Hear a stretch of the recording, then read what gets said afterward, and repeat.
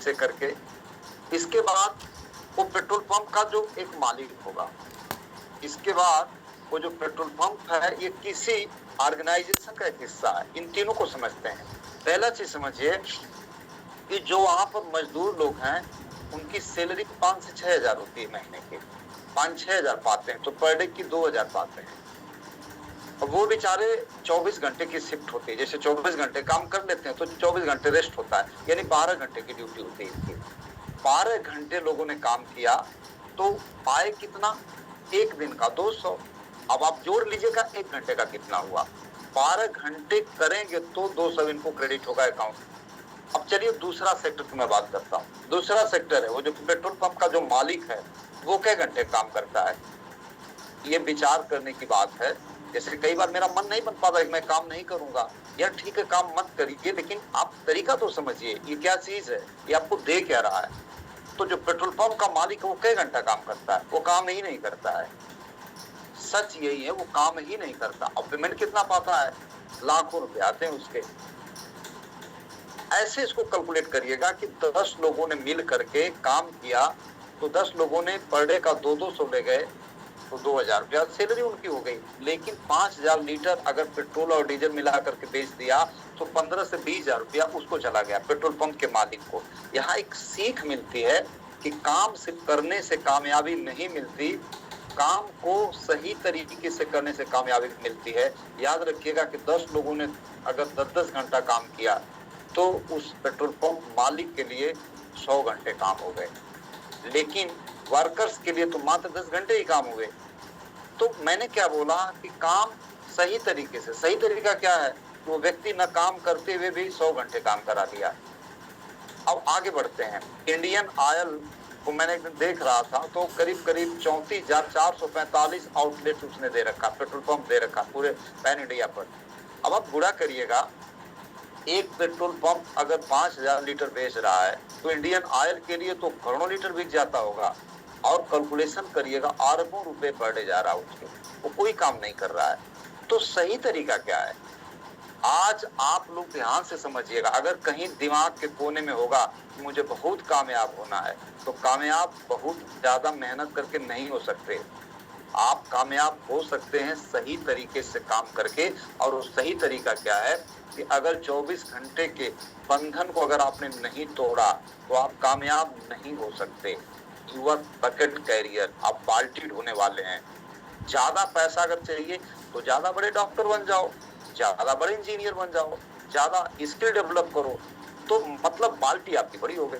आप जाएंगे तो आएगा, नहीं जाएंगे तो नहीं आएगा। तो ये एक प्रश्न ये है कि अगर आप अपने आप को आर्थिक रूप से आजाद करना चाहते हैं तो आपको पहला चीज ये ध्यान देना है कि कुछ समय के बाद उसमें आपको काम ही न करना पड़े। यूं कह लीजिए कि अगर आप काम कर रहे हैं तो आप कामयाब नहीं हैं, कामयाब तब हैं जब आप काम नहीं कर रहे हैं। तो प्रश्न ये है कि पेट्रोल पंप का मालिक काम नहीं कर रहा है, इंडियन वाला काम नहीं कर रहा है, लेकिन उन्होंने सबसे पहले वही सारा काम किया। पेट्रोल पंप का ऑर्गेनाइजेशन जो उसको जमीन खरीदा होगा, सारा सिस्टम बनाया होगा, बना करके इसके बाद बाहर हो गया हो। इंडियन ऑयल कारपोरेशन ने सारा काम किया, जब सारा काम कर लिया तो इसके बाद बाहर हो गया। तो जब बाहर हो गया इसके बाद आदमी ना किया आता है। तो इसमें दो माइंडसेट है। एक लेबर माइंडसेट होता है जो तुरंत उसको इनकम चाहिए। जब तुरंत इनकम आप लेंगे तो जीवन भर आपको काम करना पड़ेगा, लेकिन तुरंत इनकम, तुरंत की लालच को अगर आप त्यागेंगे तो जिंदगी भर आपको आराम से, आप मस्ती से चाहे कहीं भी घूमिए, आपको पैसा आता रहेगा। तो आज एक तो मेरी टॉपिक ये थी कि ये बिजनेस क्या है, आरसीएम बिजनेस क्या है। मैं सेकंड नहीं ले पाऊंगा क्योंकि टाइम नहीं मेरे पास। मैं सिर्फ एक बात करूंगा, इसका विजन देके। मैं अक्सर विजन की बात करता हूँ, बाकी तो 6 बेसिक, 8 कोर, 7 कार्डिनल, इससे बाहर मैंने देखा कुछ है ही नहीं है। आपको लगता है कि कैसे किया जाए, तो एक ही तरीका है, नेटवर्क बनाएंगे 6 बेसिक से, उसमें इंटेंसिटी आएगी 8 कोर से और मेंटेन रहेगा 7 कार्डिनल से। इससे बाहर कुछ है ही नहीं। अब प्रश्न ये है कि हम क्यों नहीं कर पाते, हम इसका विजन ही नहीं जानते। तो विजन की मैं अगर बात करूं तो आरसीएम बिजनेस आपको, ये जो लेबर लोग हैं, इससे अलग खड़ा करता है।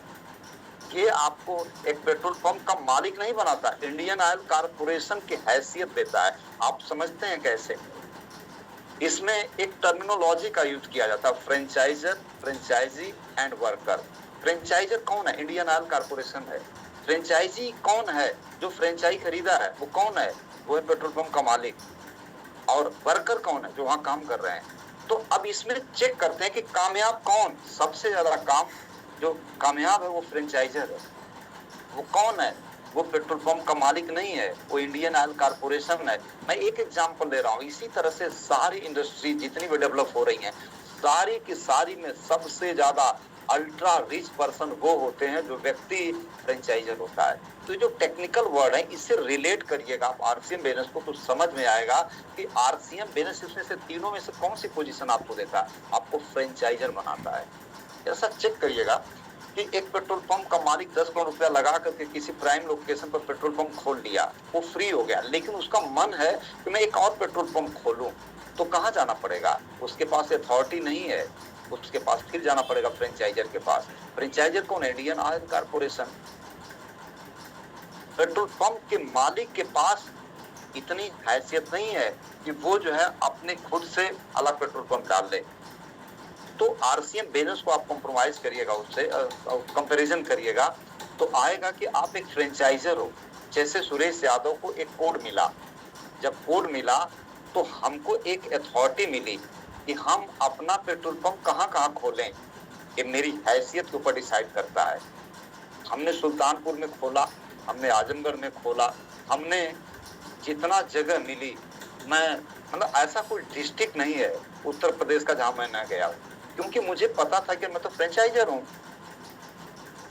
हूँ। कुछ लोग सेल्फी खींच करके डालते हैं कि मैं प्लेटफार्म पर एक व्यक्ति से बात कर रहा हूँ।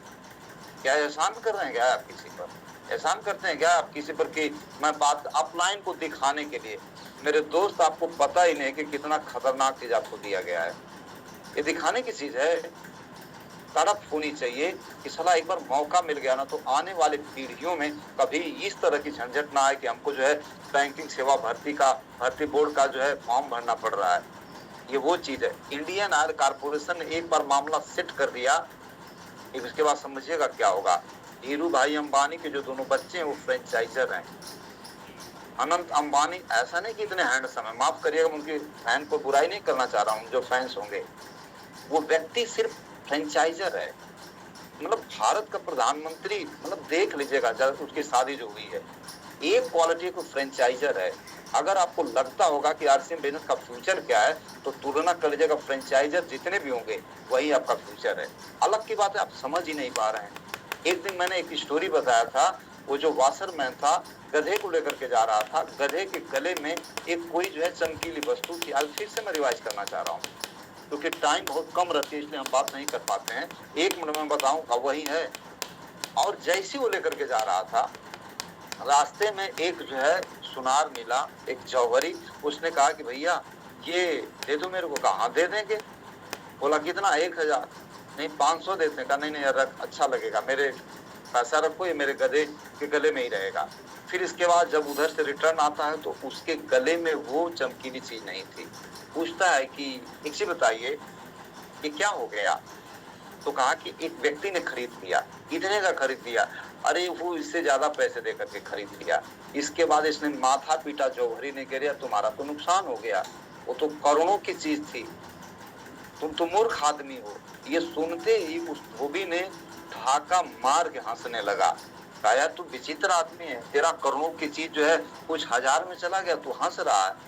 इसके बाद उसकी हंसी शांत होती है तो कह रहा था यार मुझे हंसी तुम्हारे पर आ रही है। कह रहा मेरे पर क्यों हंसी आ रही है? कहा हंसी तुम्हारे पर इसलिए आ रही कि मैं तो नहीं जानता था, लेकिन तू तो जानता था ना, तू जो जौहरी था ये करोड़ों की है, लेकिन तू साला 1000 में कीमत लगाया था, सिर्फ 500 रुपए के लिए तू इस सौदा को फाइनल नहीं कर पाया। तो दोस्त, आप नहीं जानते थे तो बात अलग थी, अब जान गए हैं तो बात अलग होनी चाहिए। ये क्या है?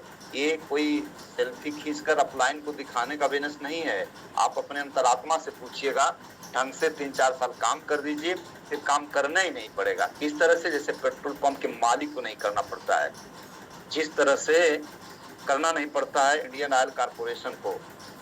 इसीलिए मैं कहना चाह रहा हूँ कि इसमें कुछ ट्रिक्स हैं। तो क्या क्या चीज दिया, जैसे सिस्टम उन्होंने एक प्लेटफॉर्म खड़ा कर दिया, इसी तरह से हमारे पास कुछ प्लेटफॉर्म है, हम उसका यूज नहीं कर पाते हैं। तो आज की टॉपिक यही है कि ये हमारे पास मिला क्या है। फिर कभी नेक्स्ट मौका मिलेगा तो हम बात करेंगे कि इसका सही से इस्तेमाल कैसे किया जाए। तो बहुत बहुत धन्यवाद, टाइम हो चुकी है, तो बड़े